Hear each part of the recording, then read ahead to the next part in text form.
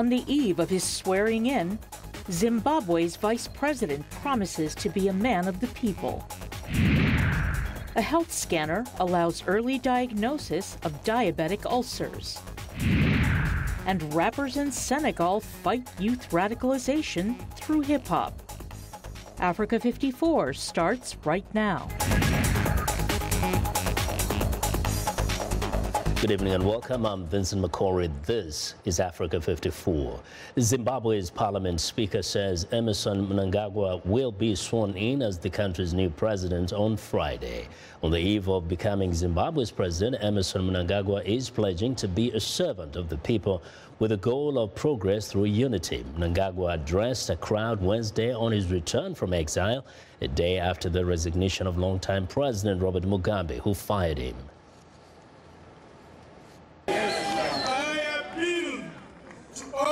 Genuine patriotic Zimbabweans to come together. We work together. No one is more important than the other. All Zimbabweans. Well, viewers, Anita Powell went around the streets of Harare to get people's thoughts on the new developments in Zimbabwe.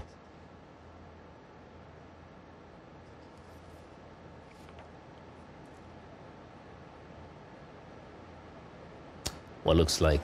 Okay. You know, with this new government which is coming, it's like the person who is coming was there before, and we don't know what he's thinking because of the previous things that he and the other ZANU people were doing. I don't know if those things are going to change or we are going for the worst. Oh, I was so joyful, I was so happy, just because I was waiting for this time to come. Ever since I was born and I grew, the only person whom I know was Robert Mugabe as the president. So I was so happy to see him stepping down. It's an advantage to our economy, it's an advantage to our children, it's an advantage to us also to have employment. I think they've changed. Now we are happy, we are free to do our business. So our flags, both it's our flag, it's our Zimbabwean flag. So we have to sell it. Everyone have to buy his flag for himself or herself. Mnangagwa and the government before, is that the same? So what the change? What another government? If you know MDC or another part, was ZANU-PF the same? If I'm looking, we are going to struggle the same way. So I want something in Zimbabwe which is better. Well, for more on the fast-moving political drama in Zimbabwe, Anita Powell now joins me via Skype from Harare. Anita, good evening. Hi, Vincent. Now we can tell there that there's almost a sense of confusion. There's jubilation, but also uncertainty, confusion. We don't know what's the future like. What are people saying? What is the mood on the ground? Well, I'm looking over downtown Harare right now, and Vincent, this is a wonderful time to be in Zimbabwe. The mood is especially optimistic.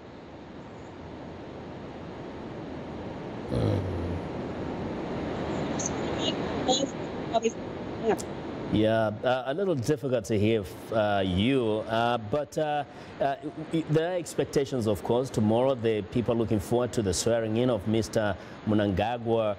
Is everybody looking forward with excitement, or, as we heard some, there are those who feel like, what's the difference anyway? It's honestly a little bit. You know, unfortunately, Anita, we just can't hear you. We have serious technical problems. Let's keep it here in the studio for now. Anita, thank you very much.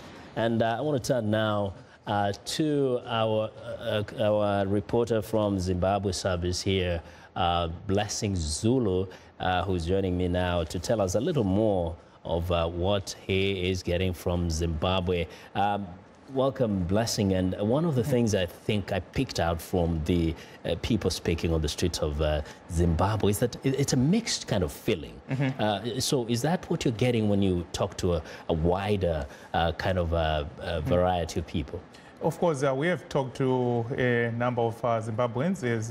Zimbabwe is our bread and butter. That's what we do every day.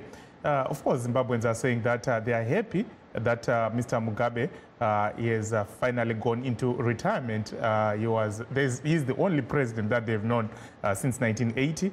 But Mr. Mnangagwa, who is coming in, has always been in the same government. He was a minister in 1980, and he has worked with Mr. Mugabe since 1976.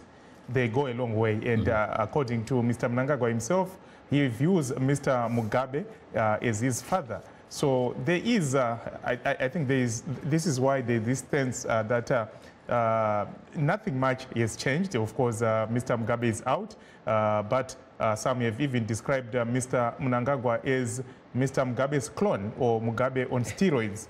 In fact, some people have said that over the years, Mnangagwa was actually the enforcer. Indeed. And so whatever we saw, most of the times people may have seen Mugabe, but actually it was Mnangagwa working from, behind Mugabe, right?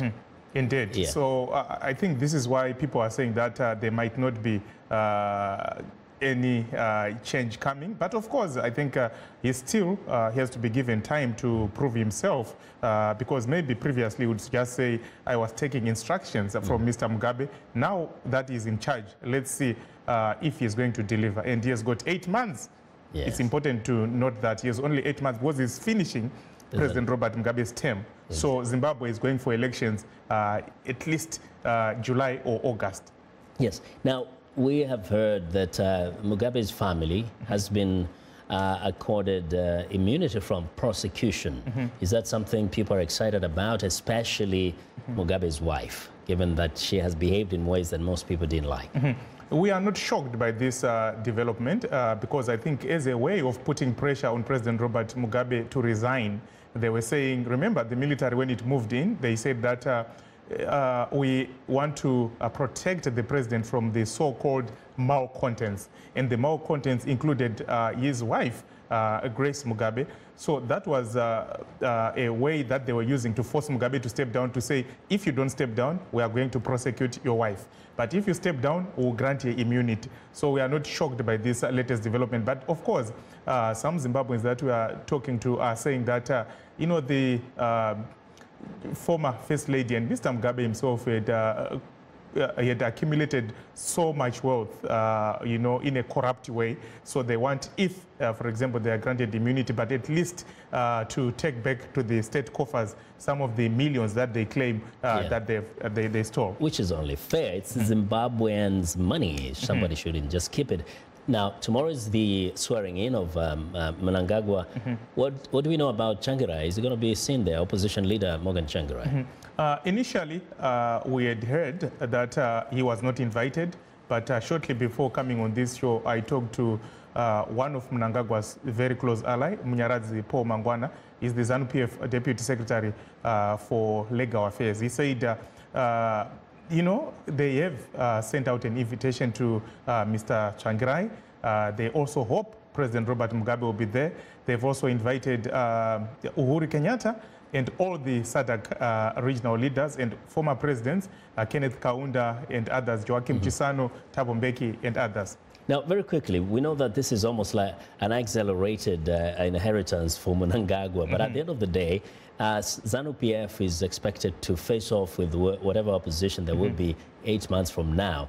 Are we likely to see a kind of a repeat of what we've seen in the past in the contest between these parties?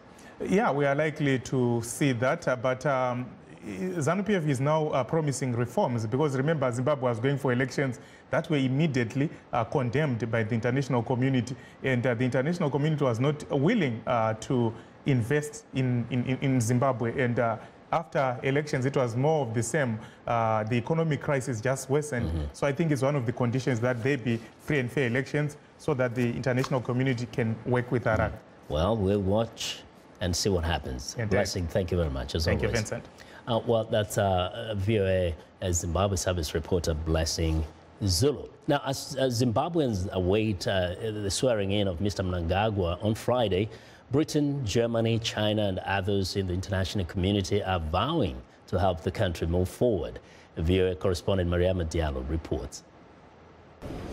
With newspaper headlines marking the end of the Mugabe era, Zimbabweans are already moving on. What happened before is past. What we need is forgive each other and build this country again, and bring sanity and unity. The new leadership should create jobs and employment. We do not expect the new leadership to be corrupt. That would disappoint people. Former Vice President Emmerson Mnangagwa told supporters in Harare on Wednesday that he needs help not just from the Zimbabweans, but from everyone after he's sworn in as president. We need the cooperation of the continent of Africa. We need the cooperation of our friends outside the continent. That we shall achieve. I am already receiving messages of cooperation and support for us to grow our economy. As the country awaits his swearing in, the international community is pledging support for a new course after Mugabe's divisive and controversial rule.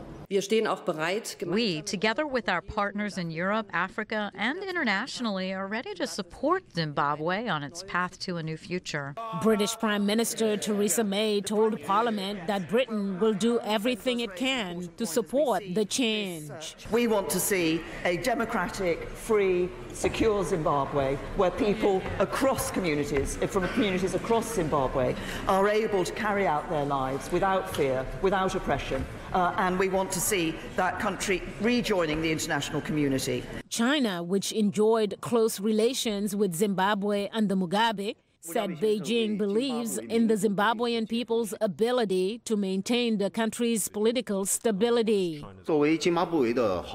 As a good friend of Zimbabwe, China highly appreciates that all parties of Zimbabwe could bear in mind the long-term and fundamental interest of the country to solve related problems peacefully and properly via dialogue. The Chinese official went on to praise Zimbabwe's former president, saying Mugabe improved China-Africa relations. Meanwhile, other countries, including in Africa and the United States, have expressed support for Zimbabwe's transition. Mariama Diallo, VOA News, Washington. A video appearing to show African migrants sold as slaves in Libya has sparked a global outcry, with protests erupting across Europe and Africa. Now, France is seeking an emergency meeting of the United Nations Security Council to discuss the alleged sale of African migrants as slaves. After meeting with Guinea President and African Union Chief Alpha Condé, French President Emmanuel Macron said the video footage aired by the U.S. news network CNN last week of migrants being sold at auction is scandalous and unacceptable. France's denouncement has been immediate. It's indisputable. We want to take multiple actions in this case. First, France took the initiative to put a measure in place within the United Nations Security Council on the situation of migrants in Libya. A debate started yesterday at the UN Security Council. It must lead to concrete actions and concrete resolution. I want us to go further in the fight against smugglers who commit such crimes and to cooperate with all countries in the region in order to dismantle these networks. Well, the report featured detained migrants such as those shown in Tripoli who say they have been sold or subjected to mistreatment, including beatings. Condé accuses the European Union of encouraging the Libyans to keep migrants in the North African country, despite there being no government there. Well, resistance continues to grow in Uganda to a controversial bill that would lift the presidential age limit in the constitution. The fate of the bill will decide whether longtime President Yoweri Museveni is eligible to run for a sixth term in 2021. Parliament has sent lawmakers back to their districts to consult their constituents about the issue. Halima Athumani reports from Kampala. A yellow ribbon means you are for, red means you are against. The question is whether Uganda should lift the presidential age limit of 75. Lawmakers have been meeting with their constituencies to take the temperature. The opposition says the amendment is a ploy to keep President Yoweri Museveni in office. Those who wrote this constitution were learned, just like our legislator. They were professors and very knowledgeable in this country. They decided that each leader must have a term to lead and also when they should leave.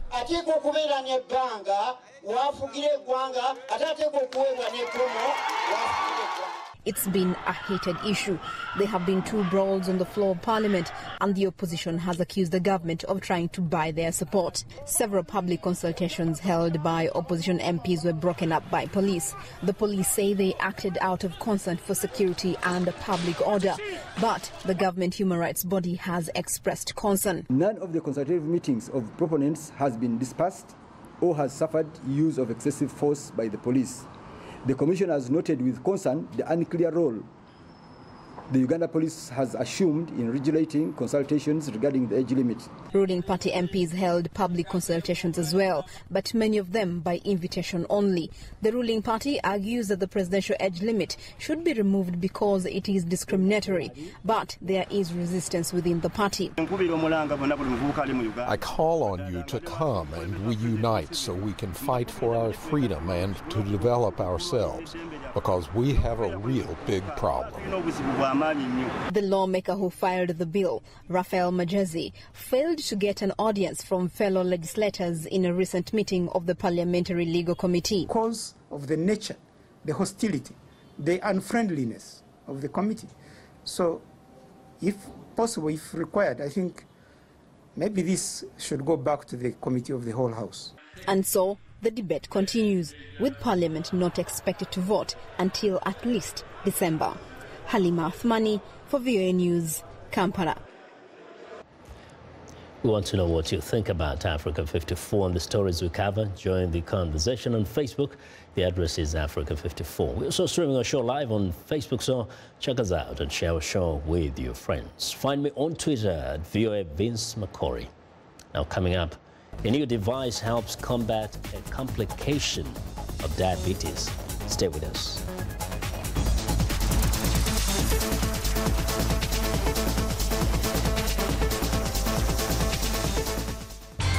How do you see the world? I see countries in turmoil. I see our planet changing. I see people at peace. No matter how you see the world, you'll get an unbiased and uncensored view of it on Voice of America. On television, radio, online, and mobile. In more than 40 languages all day, every day. Millions of people tune us in. How do I see the world? On Voice of America.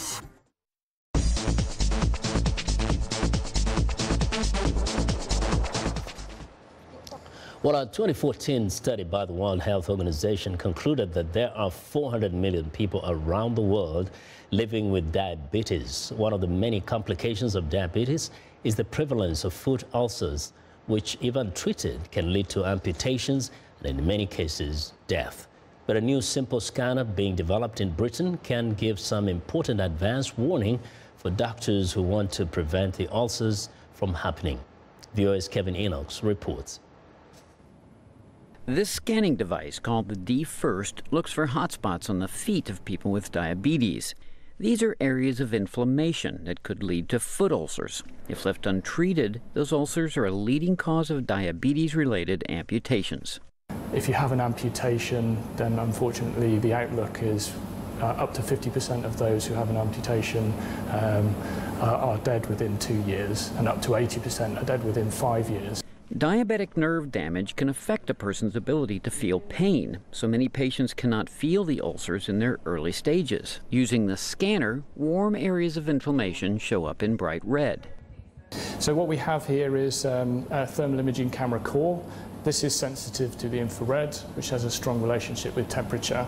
So this provides you with a temperature map. It is estimated that 25% of people with diabetes will develop foot ulcers. It's a significant problem worldwide, and in Britain it has accelerated amputations. There are 140 amputations every single week, so that's nearly one every hour, 80% of which are driven by foot problems. And so if you think about that from your personal perspective, if you are to have an ulcer and you're given bed rest for 9 months, or you are to have an amputation, it's a significant life impact to you. Up until recently, doctors looked for these hotspots using scanners that cannot monitor the entire foot. so it was easy to miss some problem areas. Around about 100,000 people live in the UK at the moment who have an ulcer. They're highly likely to get another ulcer. Anything that we can do to better manage that and or provide a life change for them is just incredibly important for us to do. This version of the D-First has been undergoing tests for 2 years, and designers are hoping to end up with a product as small as a smartphone. Kevin Enochs, VOA News. The United States has an aging population that is rapidly growing. Many elderly Americans spend their final years in a nursing home or assisted living facility that provides services they can no longer manage on their own. But some seniors prefer to live in their own homes as long as possible. Now, VOA's Paul Ndiho examines what it takes for caregivers to provide home care services. As population numbers grow every year, so does the number of seniors.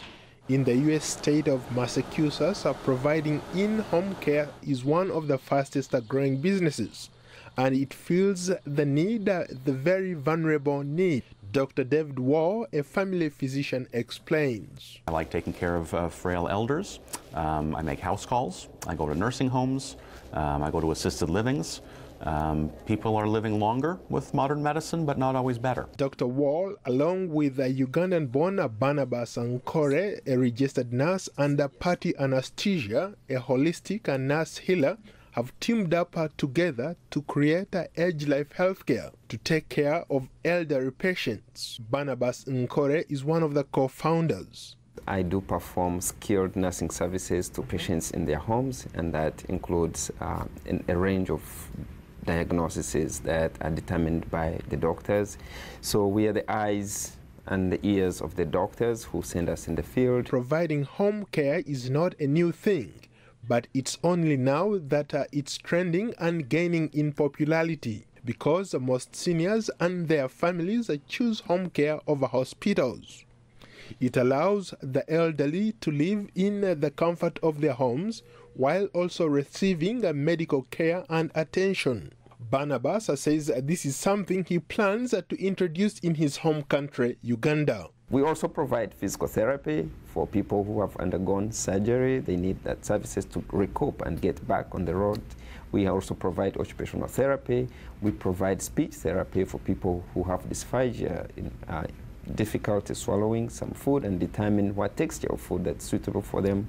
We also do home care services with home health aides. That means those who cannot take a shower by themselves, they have help. What are the benefits of having a physician like you come to my home as opposed to me maybe going to a clinic? Typically, we're able to do as much in a person's house almost as you can do in an office. You will talk to the person, see how they're feeling, talk about their illnesses, talk about their symptoms. You can go over their medications, you can draw blood. So there's a lot you can do in the house.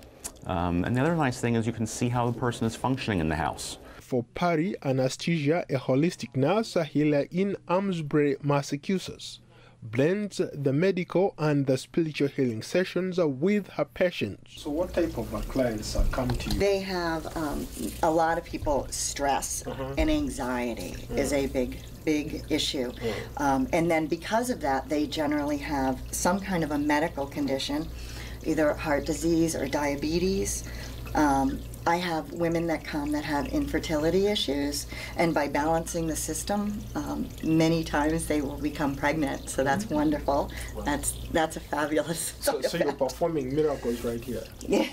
Age Life has signed up several clients as paying customers, and the firm is looking to expand into more cities within the state. They've also set their sights on hiring specialized nurses. But most importantly, the company prides itself as the eyes and ears for patients in need of quality home care services. Paul Ndiho, VOA News, Washington. Paul needs to tell me what he experienced at that particular time. Well, it's time now for a short break. Still to come on Africa 54, raising awareness of youth radicalization. through hip-hop. We'll be right back.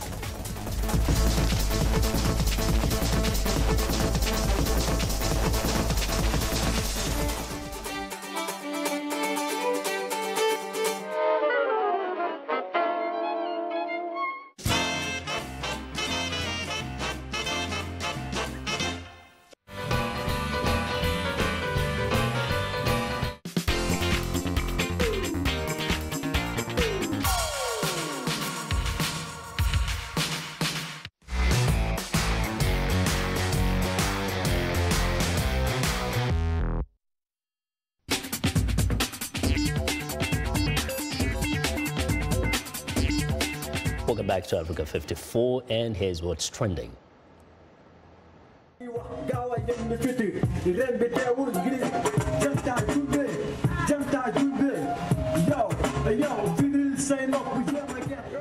Well, with their hard-hitting political and social messages from the streets, rappers like Youssou N'Diaye and Assane Mbaye entertained the audience at the Voice for Thought Festival in Dakar. In Senegal, hip-hop music and culture such as graffiti and dance are used as means to keep disadvantaged youth and young adults from radicalization. There is growing concern in West Africa about recruitment into Islamic State and other militant groups. Organizers hope that events such as this festival can give a platform to marginalized groups to have their voices heard. Next up, meet Baska the robot, the latest artist on the block. Developed in 2015, Baska has already tested its paint brushes on hundreds of canvases. Baska paints but does not make decisions about what kind of paper or which colors will be used. The technology is used as an artist's tool, with humans making the decisions from which paintbrush to which algorithm. For now, Baska does not sign his pieces. The biological brains behind him do it for him. His human partners sign the works by hand. Well, and finally, a Russian ballet dance is challenging centuries of tradition with an annual festival that puts contemporary dance in the spotlight. Diana Vishneva is promoting a modern style of dance that is a radical departure from Russian classical ballet. The year 2017 has not been kind for contemporary art in Russia. Ultra-conservative activists threatened violence in response to the release of a movie about the last Russian Tsar, a lover's affair. And the premiere of the ballet Nureyev was postponed at the last moment, reportedly because of its depiction of the protagonist's homosexuality. And that is what is trending today. Well, and that's our show for today. Now, be sure to watch Africa 54 on our website at voaafrica.com. For more news, tune in to VOA's evening radio show Africa News Tonight at 1800 UTC and in the mornings. Today, Break Africa between 0300 and 0600 UTC, Monday through Friday. Thanks a lot for watching. From all of us here in Washington, have a good night.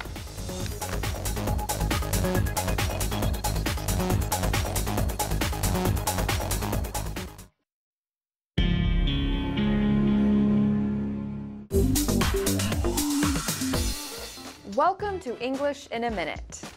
Most people enjoy listening to music. But is this expression actually about songs and tunes? Music to my ears. Jonathan, I cannot believe we have to work over the weekend. Did you not hear the news?